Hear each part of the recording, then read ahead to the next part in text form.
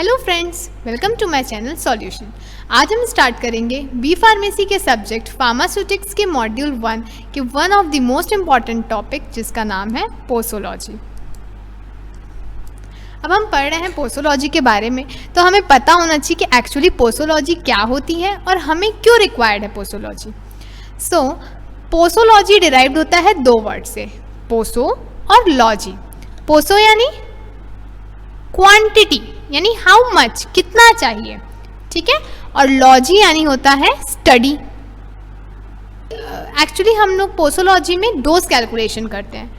अब हम ड्रग दे रहे हैं तो ऑब्वियस सी बात है हम एक डोज में किसी भी ड्रग को देंगे to get the pharmacological effect. हम अगर बुखार के लिए अगर दवाई दे रहे हैं तो एक डोज रहता है। जैसे हम अगर हमारे एज में हम लेंगे तो 500 mg लेंगे।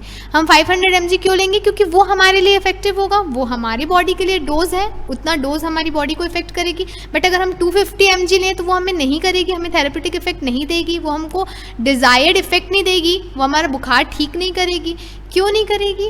क्योंकि ऑब्वियस सी बात है वो डोज जो है वो हमारी बॉडी को के टेम्परेचर को कम नहीं कर पा रहा है, उतना एफिशिएंट नहीं है वो, डिपेंडिंग अपॉन अवर एज। अगर मैं एज से बात करूँ तो इसी तरह से बहुत सारे ऐसे क्राइटेरिया होते हैं जिसे हमें स्टडी करनी पड़ती है, और इस स्टडी के बाद ही हम किसी को एक डोज दे सकते हैं। या डॉक्टर हो या एज अ फार्मासिस्ट, आप तभी किसी को डोज दे सकते हैं जब आपको ये डोज कैलकुलेशन पता हो, या मैं कहूँ आपको ये पोसोलॉजी क्या है वो पता हो। तो in other word, posology is related to dose calculation. कितना डोज में आपको मेडिसिन लेनी है ये हम पढ़ते हैं पोसोलॉजी में। So moving with the definition, the word posology is derived from the Greek words posos meaning how much and logos meaning science और study. Posology is a branch of medical science which deals with the dose or quantity of drugs which can be administered to a patient to get the desired pharmacological action। Pharmacological action जो हमें चाहिए, जो हमें desired है, उसके लिए हम कितने डोज में या कितनी क्वांटिटी में ड्रग ले रहे हैं, उस स्टडी को, उस मेडिकल साइंस की स्टडी को हम कहते हैं, उस ब्रांच को हम कहते हैं पोसोलॉजी। अब बहुत सारे फैक्टर्स हैं जो एक डॉक्टर और एक फार्मासिस्ट को जब डोज प्रिस्क्राइब करते हैं तो ये क्राइटेरिया को हमें फुलफिल करना चाहिए। इस क्राइटेरिया को देख के हम अकॉर्डिंगली हम डोज को प्रिस्क्राइब करते हैं। इससे पहले हमने एक लेक्चर बनाया है प्रिस्क्रिप्शन का, आप उसमें जाके देख सकते हैं। उसमें मैंने आप लोग को बताया है कि किस तरह से डॉक्टर, अगर फॉर्मेट है तो उसमें किस तरह से doctor age, sex, body weight mention करते हैं। उसका एक रीज़न ये भी है कि वो पोसोलॉजी में हेल्प करता है। वो कैसे हेल्प करता है मैं आपको इसके आगे बताती हूँ। सबसे फर्स्ट है एज। एज कैसे कोई भी डोज को कैलकुलेट करने में हेल्प करेगा बताइए? ये है फैक्टर्स इन्फ्लुएंसिंग डोज, है ना। तो अब डोज को कैलकुलेट करने के लिए एज का क्या लेना उससे? एज एक बहुत ही बड़ा फैक्टर है डोज के लिए।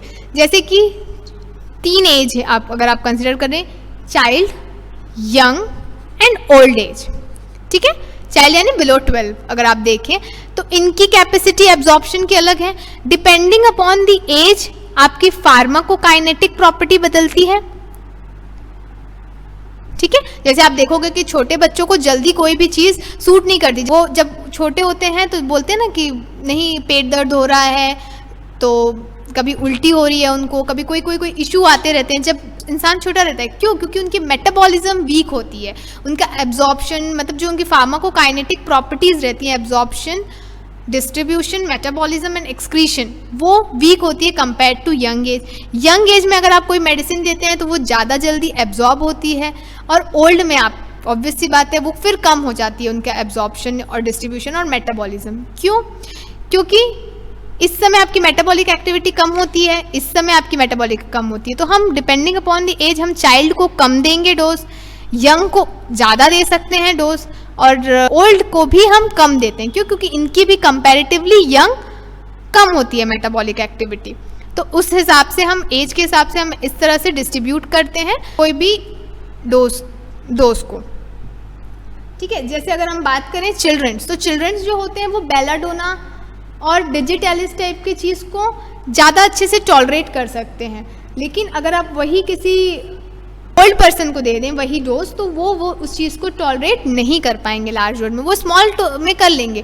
पर अगर हम बेलाडोना या डिजिटैलिस टाइप के ड्रग्स अगर हम ओल्ड एज पर्सन को दे देंगे तो वो टॉलरेट नहीं कर पाएंगे, उनके में कन्फ्यूजन क्रिएट होने लग जाएगा उनके माइंड में। यंग एज में आप जल्दी कोई भी चीज़ एब्जॉर्व कर सकते हैं, तो इसमें डोज थोड़ी ज़्यादा दी जाती है। अगर आप कम दोगे अगर यंग पीपल को डोज, तो वो उतना इफेक्ट नहीं शो कर पाएगा जितना उसे करना चाहिए। तो ये भी एक पैरामीटर है। Next is sex. Sex means your gender. आपका जेंडर भी डिसाइड करता है कि आपको किस तरह का डोज देना है, कि जैसे आप मेल हैं या फीमेल हैं। कंपैरेटिवली फीमेल के कंपेयर में अगर हम देखें तो मेल का एब्जॉर्प्शन और मेल की सेंसिटिविटी कम होती है, और फीमेल्स जो होते हैं वो ड्रग्स को लेके ज़्यादा सेंसिटिव होते हैं। उसका भी रीज़न है क्योंकि फीमेल्स में प्रेगनेंसी के समय या मेंस्ट्रुएशन के समय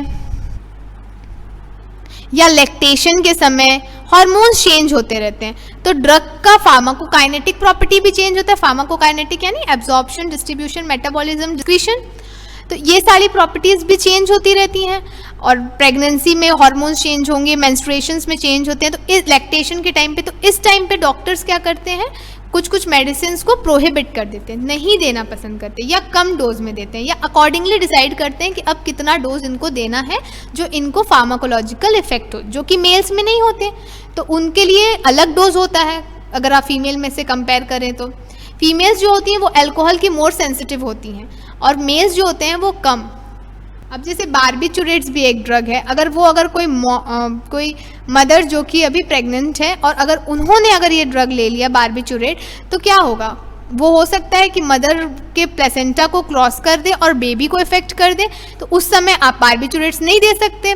क्यों? क्योंकि वो उस समय वो प्रेगनेंसी पीरियड में, तो वो बेबी को इफेक्ट कर लेगी, जो कि मेल्स में ये सारी प्रॉब्लम नहीं होती। तो ये सब इसीलिए मेल्स के डोज अलग होते हैं और फीमेल्स के डोज अलग होते हैं, और अकॉर्डिंगली उनके फार्माकोलॉजिकल एक्शंस होते हैं। नेक्स्ट है बॉडी वेट। बॉडी वेट, क्योंकि अगर कोई थिन है या कोई हेल्दी पर्सन है या कोई ओबीस पर्सन है, तो ये तीनों पर्सन में डिपेंड करता है कि अगर थिन पर्सन है तो उसको कम डोज देंगे, हेल्दी पर्सन को अकॉर्डिंगली डोज देंगे, और फिर जो ओबीस है तो उनके लिए अलग डोज डिसाइड होती है। क्यों? क्योंकि उनको अलग अलग वे में ड्रग एब्जॉर्प्शन होता है और अलग अलग प्रॉपर्टीज होती हैं। The dose in mg depends upon the body weight of the patient पर kg। ठीक है। नेक्स्ट है रूट ऑफ एडमिनिस्ट्रेशन। किस रूट से ले रहे हैं, ये एक फैक्टर हो सकता है डोज के लिए, डोज कैलकुलेशन के लिए। एक ये भी फैक्टर हो सकता है कि आप किस रूट से ड्रग को दे रहे हैं। ठीक है। जैसे ओरल और पेरेंटल दो रूट्स हैं। ठीक है। अब जब ये दो रूट्स हैं तो ओरल रूट क्या करेगा, first pass metabolism go through करेगा, यानी लिवर में जाएगा, वहाँ जाके मेटाबोलाइज होगा। और ये पेरेंटल रूट जो होता है, जो हम लोग आईवी से देते हैं, ये डायरेक्टली ब्लड स्ट्रीम में जाएगा, तो डायरेक्टली एब्जॉर्ब हो जाएगा। तो इसमें कोई भी डोज जो होगा वो वेस्ट नहीं होगा। बट इसमें ये पूरे बॉडी में जाएगा और फिर ब्लड स्ट्रीम में जाएगा, तो यहाँ पे चांस है कि जो ड्रग है, ठीक है, जो ड्रग है वो क्या हो जाए, थोड़ा वेस्ट हो जाए, थोड़ा इधर उधर, क्योंकि अब वो पूरे बॉडी के थ्रू जा रहा है तो थोड़ा इधर उधर डिस्ट्रीब्यूट हो जाए। ठीक है। बट इस केस में नहीं है, तो इसमें हम ज़्यादा डोज देंगे फॉर द फार्माकोलॉजिकल एक्शन, और पेरेंटल रूट में हम कम डोज देंगे, और इसका एक्शन भी कंपैरेटिवली क्विक होता है, और इसका जो एक्शन होता है वो कंपैरेटिवली स्लो होता है अगर पेरेंटल से आप कंपेयर करें तो depending upon the route of administration also dose is decided. Parenteral में कम डोज देते हैं और ओरल रूट में ज़्यादा डोज देते हैं, एंड एज पर द रिक्वायरमेंट आप रूट चूज करते हैं। Next is time of administration. अब आप किस टाइम पे ले रहे हैं डोज, कितने टाइम आपको लेना है, उसके अकॉर्डिंग भी आप डोज को डिसाइड करते हैं। तो टाइम ऑफ एडमिनिस्ट्रेशन में आपको डॉक्टर कभी भी प्रिस्क्राइब करते हैं। जैसे अगर आप देखें गैस्ट्रिक ड्रग ओमेप्राजोल को अगर हम देखें, तो इनको आपको बोला जाएगा एम्प्टी स्टमक आप लीजिए। इसका एक टाइम है कि आप इसको मॉर्निंग में एम्प्टी स्टमक लीजिए, तो उस हिसाब से वो आपको डोज दे रहे हैं। बट आप अगर उसको फुल स्टमक ले रहे हैं तो उसका डोज चेंज हो जाएगा, उतना आपकी इफेक्टिव नहीं होगा। ठीक है। ये स्टेप पता होना चाहिए, तो आप नहीं ले सकते हैं इस समय, क्योंकि ये उतना अच्छे से एब्जॉर्ब नहीं होगा जितना ये एम्प्टी स्टमक एब्जॉर्ब होगा। वैसे ही कुछ ड्रग्स होती हैं जिसको डॉक्टर्स, आप अगर जाओगे डॉक्टर के पास तो डॉक्टर बताएगा आपको कि आपको इसको बिफोर मील लेना है, खाने से पहले लेना है, कि आफ्टर मील लेना है, खाने के बाद लेना है, कि एम्प्टी स्टमक लेना है। ये क्यों बताते हैं डॉक्टर? और ये भी बताएंगे कि अगर जैसे पैरासीटामोल की टैबलेट है तो उसको 6 आवर्स के डिफरेंस में आप 4 टाइम्स लीजिए, ठीक है। तो अगर आप उतना ही 6 आवर्स के डिफरेंस में 4 टाइम ले रहे हैं तो वो प्रॉपर एडमिनिस्ट्रेशन है, टाइम मतलब आप प्रॉपर टाइम में ले रहे हैं तो वो प्रॉपरली एब्जॉर्ब होगा और मेटाबोलाइज होगा। बट वही आप 6 आवर्स में ले रहे हैं, फिर 8 आवर्स में ले रहे हैं, फिर 10 आवर्स में ले रहे हैं, या गैप नहीं करके तुरंत ले रहे हैं, 6 आवर्स ले रहे हैं, फिर 4 आवर्स ले रहे हैं, फिर 2 आवर्स ले रहे हैं, तो वो दिक्कत करेगा। आपको उतना इफेक्ट, डिजायर्ड इफेक्ट नहीं मिल पाएगा जो मिलना चाहिए, और आपका डोज फ्रिक्वेंसी भी बढ़ जाएगा। तो पर्टिकुलरली टाइम पे एडमिनिस्टर करना, और खाली स्टमक लेना है कि खाना खाने से पहले लेना है कि खाना खाने के बाद लेना है, ये आपको क्लियर हो जाना चाहिए, तब आपका डोज जो है वो इफेक्टिव रहेगा। तो ये हम सब स्टडी किस में करेंगे? पोस्टोलॉजी में। Next is environmental factors. अब इन्वायरमेंटल फैक्टर कैसे हेल्प करेगा? जैसे आप कोई ड्रग को डे टाइम में बोलते हैं डॉक्टर लेने के लिए, और कई को बोलते हैं नाइट में लेने के लिए। क्यों? क्योंकि कई ड्रग्स होती हैं जो डे लाइट में ज़्यादा इफेक्टिव होती हैं, उनको डे लाइट में ही लिया जाए तो वो ठीक है। अगर डे लाइट में नहीं लोगे तो वो उतना प्रॉपरली एब्जॉर्ब नहीं होगा। और कुछ ड्रग जैसे स्पेशली जो सिडेटिव्स होती हैं उनको डॉक्टर प्रिस्क्राइब करते हैं कि आप रात को लीजिए, नाइट में लीजिए। क्यों बोलते हैं नाइट में लीजिए? क्योंकि ये सिडेशन प्रोड्यूस करेगी, नींद प्रोड्यूस करेगी, और आपको क्या चाहिए? आपको कुछ चीज़ के लिए ऑब्वियस बात है जिसमें सिडेटिव्स होगा आपको रेस्ट चाहिए। कुछ मेडिसिन ऐसी होती है जिसमें रेस्ट चाहिए आपकी बॉडी को, तो उस समय प्रिस्क्राइब किया, उस मेडिसिन को यूजुअली नाइट में प्रिस्क्राइब किया जाता है जिसमें नींद आती है। जैसे आप सिट्राजिन ले लें, एंटी एलर्जिक ड्रग है, उसको ज़्यादातर कि रात को बोला जाता है आप रात को खा के सो जाइएगा। क्योंकि उसको रेस्ट चाहिए होता है, उस समय आपकी बॉडी को रेस्ट चाहिए होता है, तो उस समय वो उसके लिए नाइट बेस्ट है, ठीक है। डार्कनेस में वो ज़्यादा इफेक्ट करेगी, आपकी बॉडी भी रेस्ट में रहेगी और आप प्रॉपरली सो सकते हैं। और डे लाइट कुछ मेडिसिन को चाहिए रहती है। या फिर दूसरी बात अगर मैं करूं तो समर, और अगर मैं अल्कोहल की बात करूं तो वो समर सीजन में अगर लो और विंटर सीजन में लो तो वो अल्कोहल जो है वो विंटर में ज़्यादा बेटर एब्जॉर्ब होता है कंपेयर टू समर। क्योंकि ये थोड़ा हीट प्रोड्यूसिंग ड्रग है, ये बॉडी में हीट प्रोड्यूस करता है, तो वो विंटर के लिए में ज़्यादा प्रॉपरली एब्जॉर्ब होता है कंपेयर टू समर, ठीक है। इसलिए ठंडे देश के लोग भी विंटर्स में अल्कोहल कंज्यूम करते हैं, but in proper dose. Next is emotional factors. जो इमोशनल फैक्टर्स होते हैं ये एक डिफरेंट टाइप का फैक्टर है जो कि टोटली डिपेंड करता है आपके इमोशनल फैक्टर्स से और आपके हार्मोन्स कैसे सिक्रीट हो रहे हैं इस पे। इमोशनल्स यानी आपके इमोशनल हार्मोन्स होते हैं, और अगर आप कंपेयर करेंगे तो आप जानते हैं कि females are more emotional than males. Females जो होती हैं वो मोर इमोशनल होती हैं मेल्स के कंपैरिजन में, है ना। तो इनको हमेशा डोज कम दिया जाता है। साइकोसोमैटिक ड्रग्स जो होती हैं उनको हमेशा फीमेल्स को हमेशा डोज कम दिया जाता है। क्यों? क्योंकि ये ज़्यादा ही इमोशनल होती हैं कंपेयर टू मेल।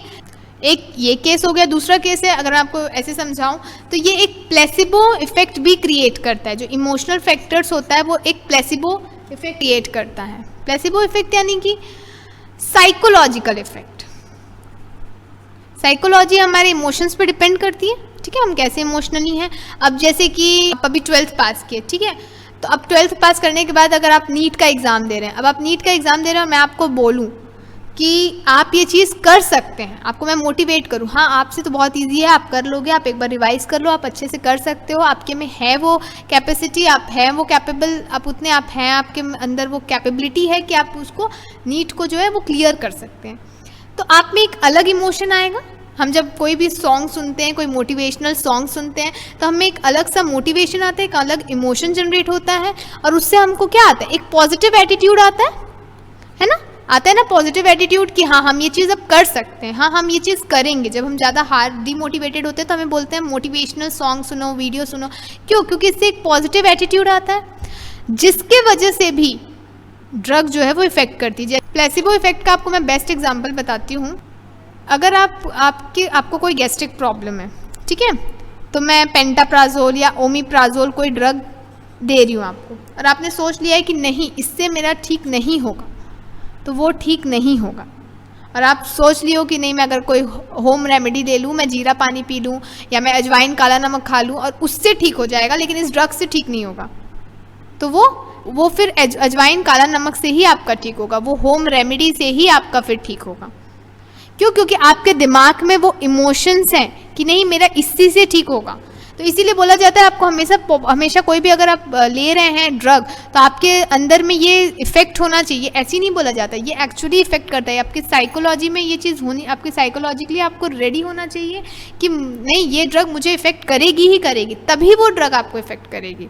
वो स्टडी भी हम करते हैं पोसोलॉजी में, और ये भी एक फैक्टर होता है जिससे आपका डोज कैलकुलेशन होता है। ठीक है, अगर आपके दिमाग में है तो डॉक्टर उस हिसाब से आपको डोज देता है कि आप इनके दिमाग में ऐसा है कि इतने में 500 mg में ठीक नहीं होगा, तो वो अगर 650 mg देगा या उससे थोड़ा सा डोज बढ़ा देगा तो आपको इफेक्ट करने लग जाएगी वो ड्रग। ये भी एक इमोशनल फैक्टर है। अब कुछ फैक्टर्स डोज चेंज करते हैं, जैसे प्रेजेंस ऑफ डिसीज़। अगर कोई डिसीज़ है आपको पहले से, चाहे लिवर डिसीज़ है या कोई किडनी डिसीज़ है, ठीक है, उनको अगर लिवर डिसीज़ है तो मेटाबॉलिज्म में प्रॉब्लम देगा।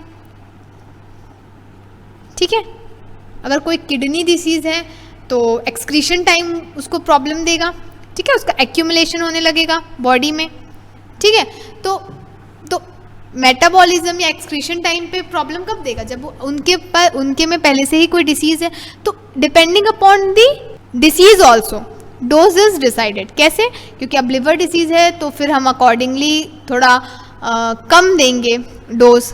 ठीक है, क्योंकि हमको पता है कि वो उतना डोज जो है वो उसको मेटाबोलाइज नहीं कर पाएगा। तो अगर लिवर डिसीज़ है तो हम थोड़ा कम कर देंगे डोज। अगर किडनी डिसीज़ है तो हम अकॉर्डिंगली डोज को सेट करेंगे कि अगर इसको किडनी में प्रॉब्लम है तो ये इतना ड्रग ही एक्सक्रीट कर पाएगा, तो हम अकॉर्डिंगली उतना ही ड्रग उसको देंगे।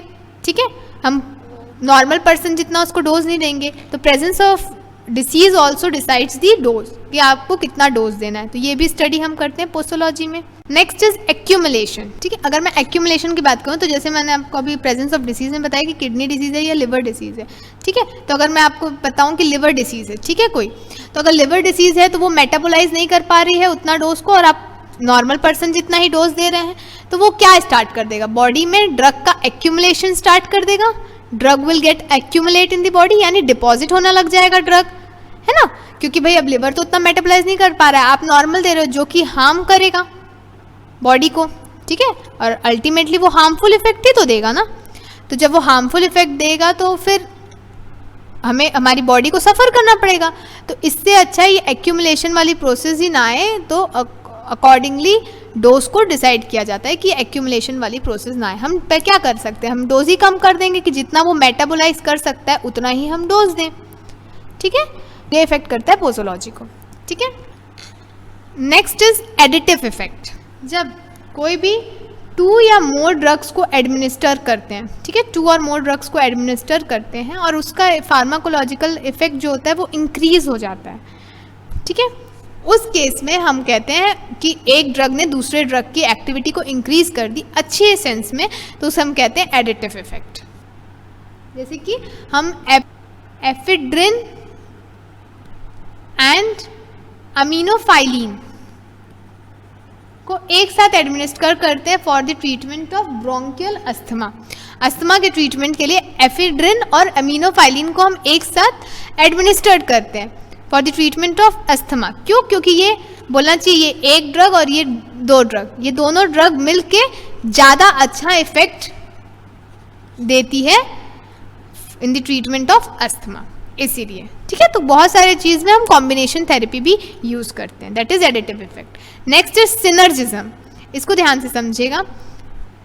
इसमें क्या होता है, एक ड्रग दूसरे ड्रग की एक्टिविटी को बढ़ा देता है। ठीक है, मतलब दूसरे ड्रग की एक्टिविटी को वो कोई यूज़ नहीं है, बट वो पहले ड्रग की एक्टिविटी को बढ़ा देता है। जैसे मैं अगर एग्जांपल दूं तो प्रोकेन प्लस एड्रेनालिन, अगर हम कॉम्बिनेशन में दे रहे हैं प्रोकेन प्लस एड्रेनालिन, ठीक है, तो इस केस में क्या होता है, एड्रेनालिन अपनी एक्टिविटी को कम करके प्रोकेन की एक्टिविटी को बढ़ा देता है। और मोर थेरेप्यूटिक एक्शन देता है। इसकी वजह से मोर थेरेप्यूटिक एक्शन रहता है इसका। क्या करेगा, प्रोकेन का ड्यूरेशन ऑफ एक्शन को ये बढ़ा देता है। ठीक है, अब ड्यूरेशन ऑफ एक्शन कई कई चीज़ में रिक्वायर्ड होती है कोई कोई डिसीज में, तो इस केस में क्या करता है, अपनी एक्टिविटी नहीं शो करके प्रोकेन का ड्यूरेशन ऑफ एक्शन बढ़ा देता है और ट्रीट करता है वो डिसीज को। ठीक है, तो ये होता है सिनर्जिज्म इफेक्ट, जिसमें एक ड्रग दूसरे ड्रग की एक्टिविटी को बढ़ा रहा है। ठीक है, दैट इज सिनर्जिज्म इफेक्ट। और दूसरा है एंटागोनिज्म। ठीक है, अभी जैसे मैंने आपको सिनर्जिज्म में क्या बताया था कि एक ड्रग दूसरे ड्रग की एक्टिविटी को बढ़ा रही थी। ठीक है, but in case of antagonism एक ड्रग दूसरे ड्रग की एक्टिविटी को कम करती है। यानी पहली ड्रग लिए दूसरी ड्रग लिए, तो दूसरी ड्रग की जो लेंगे वो हो सकता है पहले ड्रग की एक्टिविटी को कम कर दे या ब्लॉक कर दे। ठीक है, ये होता है एंटागोनिज्म। जैसे एग्जांपल अगर मैं बताऊं, एसिड पॉइजनिंग में, ठीक है, एसिड पॉइजनिंग में हम देते हैं मिल्क ऑफ मैग्नीशिया। जो एसिड है वो तो एसिड इन नेचर है, और मिल्क ऑफ मैग्नीशिया जो है वो अल्कलाइन इन नेचर है। ठीक है, तो ये एसिड और ये अल्कलाइन मिलके क्या कर देगा, न्यूट्रलाइज कर देगा और फाइनली ट्रीटमेंट हो जाएगा एसिड पॉइजनिंग का। तो इस तरह से हेल्प कर सकते हैं। या फिर एड्रेनालिन को दे दो, जो कि एक वेसोकॉन्स्ट्रिक्टर है, प्लस एसिटाइल कोलिन को साथ में दे दो, जो कि वेसोडाइलेटर है। अब वेसोकॉन्स्ट्रिक्टर और वेसोडाइलेटर जब मिलेंगे तो इसका इफेक्ट न्यूट्रलाइज हो जाएगा और कोई इफेक्ट शो नहीं करेगा। तो this effect is known as antagonism. Next is idiosyncrasy. इसे आप आइडियोसिंक्रेसी बोलो या बोलो ड्रग एलर्जी। कई लोग को होता है ना, कुछ कुछ मेडिसिन सूट नहीं करती, तो डेट इज आइडियोसिंक्रेसी। इसको भी आप पोसोलॉजी के अंदर ही पढ़ेंगे, इससे भी आप डोज कैलकुलेशन करेंगे कि अगर ड्रग एलर्जी हो रही है तो किस लिए हो रही है। ठीक है, ये होता है एक एक्स्ट्राऑर्डिनरी इफेक्ट किसी भी ड्रग का, जो कि एक्चुअली फार्माकोलॉजिकल एक्शन से डिफरेंट होता है। यानी ड्रग एलर्जी जो हमें चाहिए था डिजायर्ड इफेक्ट वो नहीं शो करते हैं। जैसे एग्जाम्पल एस्प्रीन है, ठीक है, जिसको यूजुअली ब्लड क्लॉट को ठीक करने के लिए दिया जाता है एस्प्रीन। ठीक है, वो जो है वो कई लोगों को अगर स्मॉल अमाउंट में दें तो गैस्ट्रिक हेमरेजेस भी कर सकता है, छोटे ही अमाउंट में। ठीक है, और क्यूनिन जो एंटी मलेरिया ड्रग है मलेरिया ठीक करने के लिए, वो कई लोग को रिंगिंग ऑफ ईयर्स यानी कान उनके बजने लगते हैं इसे खाने के बाद। तो ये इफेक्ट है जो कि डिजायर्ड नहीं है पर हो जाती है। तो उस केस में भी डोज कैलकुलेशन की जाती है कि किस तरह का डोज इनको दिया जाए, किस तरह की इनको मेडिसिन दी जाए। तो डेट इज आइडियोसिंक्रेसी, जो कि ड्रग एलर्जी है एक तरीके से कि वो ड्रग उनको सूट नहीं कर रही है। ठीक है, नेक्स्ट इज टॉलरेंस। टॉलरेंस यानी अब जैसे आप बहुत टाइम से, कई लोग होते हैं जो बहुत टाइम से हाइपरटेंसिव, अगर हाइपरटेंशन है तो बहुत टाइम से हाइपरटेंसिव ड्रग ले रहे हैं, एक ही ड्रग ले रहे हैं, तो वो बॉडी में टॉलरेंस क्रिएट कर देता है, फिर उनको वो ड्रग इफेक्ट नहीं करती। तो उस हिसाब से भी डोज हमेशा, इसलिए बोला जाता है कि जो ड्रग जैसे डायबिटिक पेशेंट हो, हाइपरटेंशन पेशेंट हो, उनको हमेशा रेगुलर चेकअप में अपने डोज को और अपनी मेडिसिन को चेंज करवाना चाहिए कि बॉडी जो है वो टॉलरेंस ना क्रिएट कर ले, इसलिए। ठीक है, एग्जाम्पल बताऊं तो जो स्मोकर्स होते हैं वो इतना ज़्यादा निकोटिन ले चुके होते हैं कि अगर आप कोई निकोटिन का उनको ड्रग देते हैं तो उनको इफेक्ट नहीं करता। तो इसीलिए उनको नॉर्मल पर्सन की अगर डोज 500 mg है तो उनको 1000 mg देंगे तब वो इफेक्ट करेगी। ठीक है, वही सेम केस है अल्कोहलिक के साथ। अगर आप अल्कोहलिक हैं तो अगर लार्ज क्वांटिटी ऑफ अल्कोहल देंगे तभी वो आपको इफेक्ट करेगी। अगर आपको ज़्यादा अमाउंट में नॉर्मल पर्सन से देंगे नहीं तो फिर वो इफेक्ट नहीं करेगी। क्यों? क्योंकि बॉडी ने एक टॉलरेंस क्रिएट कर लिया है। Next is tachyphylaxis. अब कई बार देखा जाता है कि कई ड्रग्स को कम इंटरवल में ले लिया जाता है। ठीक है, तो उस केस में क्या होते हैं, जो रिसेप्टर्स होते हैं वो ब्लॉक हो जाते हैं क्योंकि उतना उनको लेने का कैपेसिटी नहीं है और आप दे रहे हैं उनको उतना, तो क्या होता है, रिसेप्टर्स जो होते हैं वो ब्लॉक होने लगते हैं। फॉर एग्जाम्पल, अगर आपको कहा गया है कि पैरासीटामोल है, ठीक है, उसको एक दिन में 4 बार लेना है, तो इट इज ऑब्वियस कि आप 24 आवर्स हैं तो आप 6 आवर्स के डिफरेंस में उसको लें। ठीक है, बट कई लोग उसको 6 आवर्स, फिर 2 आवर्स, फिर 4 आवर्स इस तरह से लेने लगते हैं, फिर 2 आवर्स के डिफरेंस में इस तरह से। तो क्या होता है, रिसेप्टर बोलता है कि अरे मैं तो इतना डोज टॉलरेट ही नहीं कर सकता, मैं तो नहीं ले सकता क्योंकि मेरी भी एक कैपेसिटी है कि मैं 6 आवर्स बाद ही वो चीज़ लूँगा। तो एक टाइम बाद क्या होगा, रिसेप्टर्स जो होते हैं वो ब्लॉक होने लगते हैं। और जब रिसेप्टर्स ब्लॉक हो जाएंगे तो ऑब्वियस सी बात है जो इफेक्ट शो करना है वो इफेक्ट नहीं शो कर पाएंगे। तो दैट इज टेकीफाइल एक्सेस इफेक्ट। तो ये भी हम स्टडी करते हैं पोसोलॉजी के अंदर। इस तरह से भी हम डोज डिसाइड करते हैं कि कितना डोज देना है और कितने इंटरवल्स में देना है। Now next is metabolic disturbances. Metabolic disturbances यानी अगर कोई मेटाबॉलिक डिसऑर्डर है, अब जैसे कोविड की ही वैक्सीन थी, ठीक है, तो कई लोग को बुखार आ रहा था, कई लोग को नहीं आ रहा था। क्यों? क्योंकि उनके अंदर का मेटाबॉलिज्म था वो, ठीक है। या फिर ऐसा भी बोला जा रहा था कि अगर आपका बॉडी टेम्परेचर यानी आपको फीवर है अगर, तो आप कोविड की वैक्सीन नहीं लगा सकते। क्यों? क्योंकि बॉडी टेम्परेचर एक पैरामीटर है आप जिसकी वजह से क्या हो सकता है, मेटाबॉलिक डिस्टर्बेंसेस हो सकती हैं बॉडी के अंदर। यानी कि जिस तरह से कोविड वैक्सीन को असर करना चाहिए था, जिस तरह से उसका फार्माकोलॉजिकल इफेक्ट होना चाहिए था, उस तरह से वो इफेक्ट नहीं शो कर पाएगा। तो क्या होगा, प्रॉब्लम क्रिएट होगी और वो इफेक्ट नहीं आ पाएगा कोविड वैक्सीन का। तो फाइनली कोविड वैक्सीन लगाने का कोई मतलब नहीं होगा। तो इस तरह से भी डोज डिसाइड किया जाता है। अगर बॉडी टेम्परेचर है या वाटर इलेक्ट्रोलाइट का बैलेंस जो है वो सही नहीं है आपकी बॉडी में, ठीक है, आप डिहाइड्रेशन है आपकी बॉडी में, तो इस टाइप के जो मेटाबॉलिक डिस्टर्बेंसेस अगर आपकी बॉडी में चल रहे रहते हैं तो हम कोविड वैक्सीन नहीं देते, या कोई भी ऐसा ड्रग नहीं देते जिसकी एक्टिविटी जो है वो कम हो जाए उसके वजह से, ठीक है। या कई लोग अगर आप जैसे बच्चों को लेके जाएंगे डॉक्टर के पास तो वो लोग बोलते हैं पहले ये सारी जो जैसे तबीयत ठीक हो जाए, और विटामिन की अगर आपने उनसे मांगा है तो वो बोलते हैं पहले तबीयत ठीक हो जाए उसके बाद आप उनको विटामिन पिलाइएगा, उससे पहले आप मत पिलाइएगा। क्यों? क्योंकि अगर उनकी तबीयत अगर ख़राब रहेगी और उस केस में आपने विटामिन दिया तो हो सकता है वो जो विटामिन दे रहे हैं वो प्रॉपरली एब्जॉर्ब ना हो, ठीक है, क्योंकि उनके में अंदर पहले से ही मेटाबॉलिक डिस्टर्बेंसेस है तो प्रॉब्लम कर सकती है वो। तो this also we study in posology. Moving ahead with paediatric dose calculation. अब हम देखते हैं कि एक पेडियाट्रिक का डोज कैलकुलेशन कैसे किया जाता है। तो 3 वेज में किया जाता है, एज, बॉडी वेट और सरफेस एरिया के अगर आप कैटेगरी में देखें तो डोज कैलकुलेशन कैसे किया जाता है, उसके कुछ फॉर्मूले हैं जो कि प्रूवन फॉर्मूले हैं, उसको आपको मैं समझाती हूँ कि क्या है। तो depending upon the doses proportionate to age के अकॉर्डिंग एक फॉर्मूला है यंग्स फॉर्मूला, जिसमें डोज फॉर द चाइल्ड कैसे कैलकुलेट करते हैं, age in years divided by age in year plus 12 into adult dose, ठीक है। एज इन ईयर यानी ये कितनों साल के बच्चों के लिए हो, 4 से 12 साल के बच्चों के लिए ये फॉर्मूला है, ठीक है। तो इसलिए यहाँ पे 12।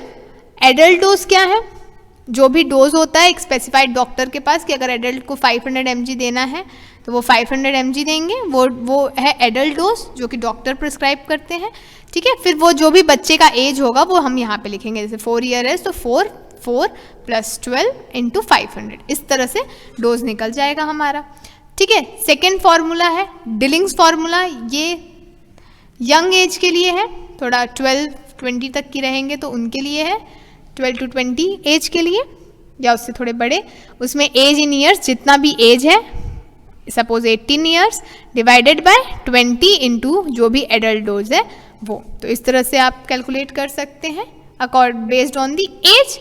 अब based on the body weight के अकॉर्डिंग आप कैसे फॉर्मूला को कैलकुलेट कर सकते हैं, उसके लिए क्लार्क्स फॉर्मूला दिया है। Dose for the child weight in KG, कितना वेट है चाइल्ड का केजी में, divided by 70 into adult dose. अगर 30 kg है तो 30 divided by 70 into whatever the adult dose, ठीक है, सपोज 500 mg।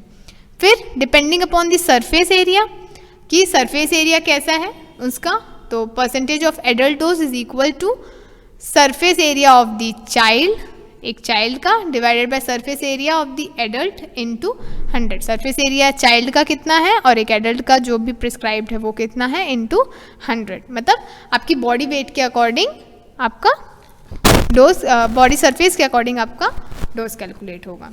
तो ये 3 फॉर्मूले हैं जो आपके सिलेबस में दिए हैं बेसिकली, तो ये 3 ही आपको पढ़ने हैं। This was all about the posology. I hope आपको ये लेक्चर समझ आया होगा। Thank you.